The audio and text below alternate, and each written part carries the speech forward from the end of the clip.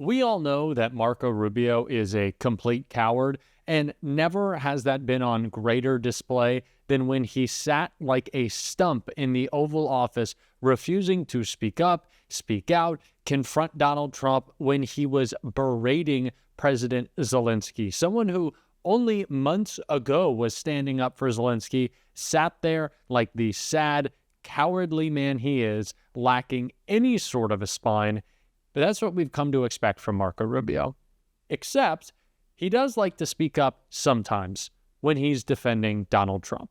Yes, that is the only time he finds a little bit of courage, if you can really call it that. I guess it's more subservience to Trump. It's not like he actually has a spine, but we saw him get a little angry with George Stephanopoulos today and demand Donald Trump be in consideration for the Nobel Peace Prize. It was an absolute meltdown from Rubio, started attacking Stephanopoulos in this interview. We're going to get into all of it, but before we do, if I could quickly ask you to leave a like on this video, and if you haven't already and you enjoy our channel, to hit that subscribe button. It goes a long way, and it really does mean a lot to me. Now let's get into this really just insane interview.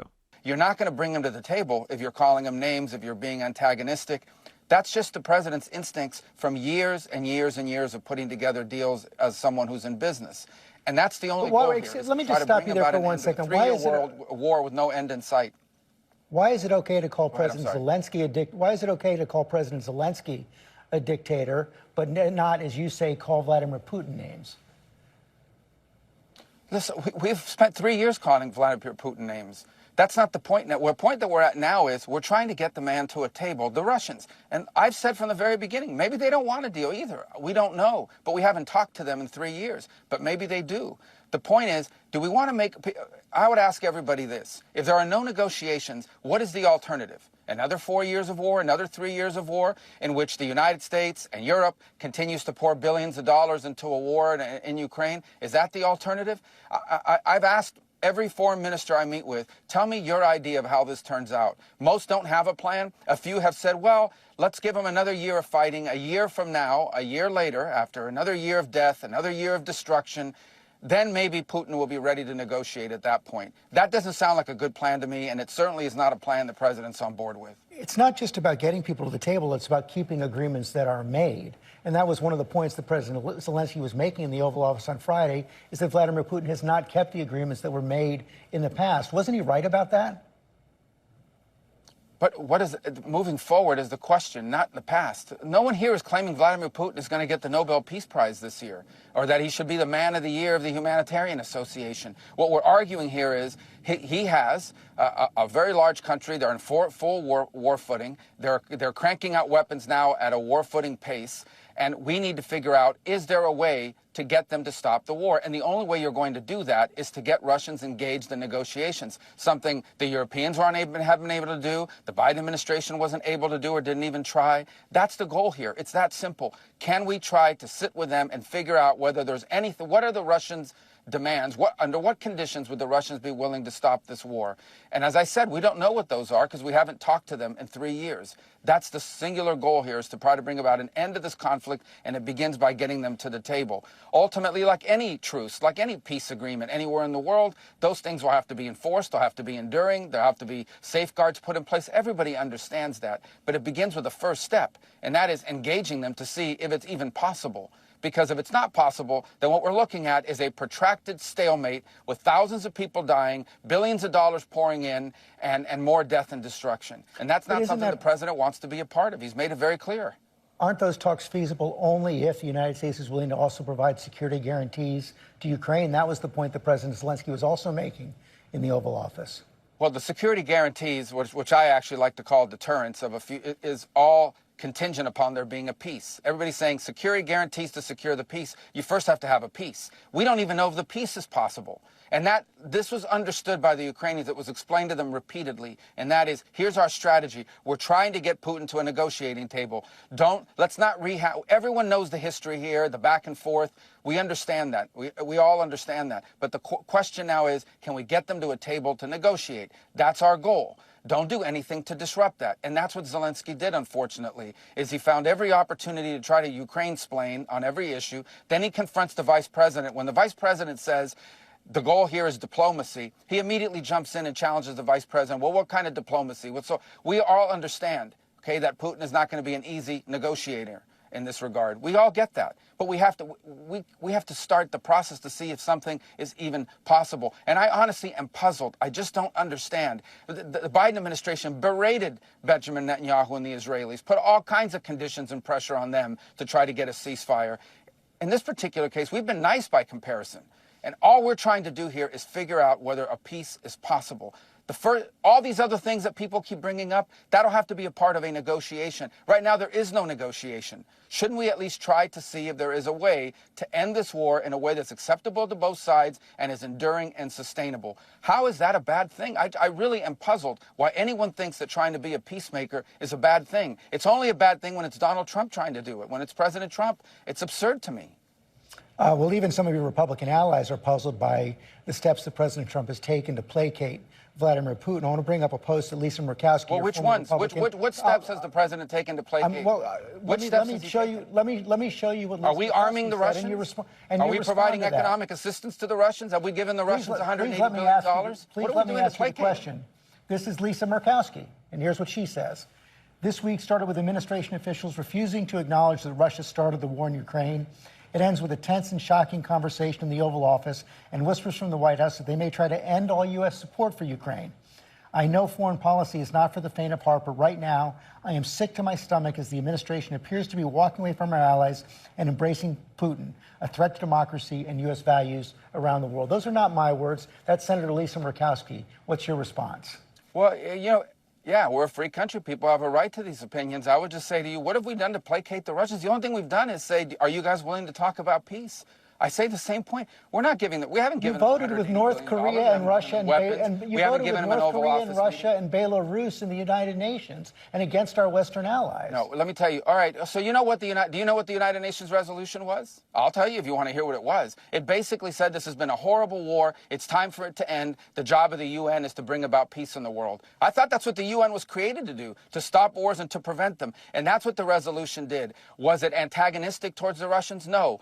Back to the point. But it also didn't praise the Russians. All it said is, this is a bad war. It needs to end. And by the way, at the Security Council, which has not been widely reported, the first resolution on Ukraine that has passed the Security Council in 3 years passed this week because of the leadership of President Trump. And it's a resolution that says, bad war needs to end. Let's bring the two sides together. That's what the resolution is. Again, what is the United Nations for? Isn't it not a forum to promote peace in the world? And shouldn't we all be happy that we have a president who's trying to stop wars and prevent them instead of start them?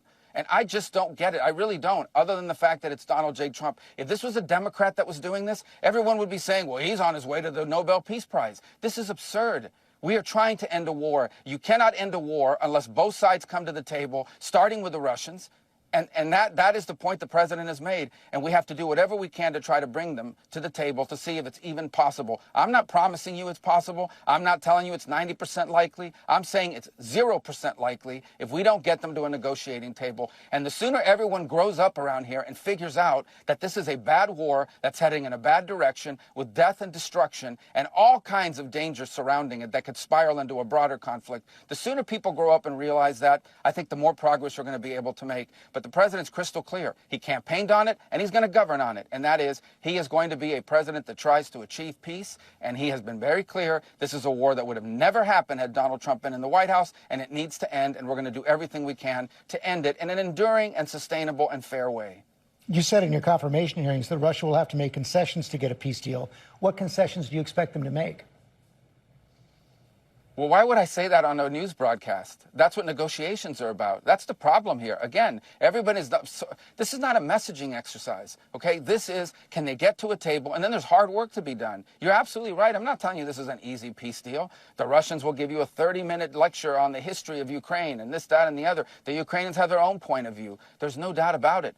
But what peace deal in the history of the world has ever been easy? That's the hard work of diplomacy. That's exactly what the vice president was alluding to. That's what peace deals involve. You've covered this. You've been around for a long time. These conflicts are not easy to solve. But you can't solve them at all if you don't even have a process to try to solve it, if you don't have the parties at the table. And right now, that's been our goal. It's been explained crystal clear to the Ukrainians and the Europeans and everyone else who wants to know for weeks now.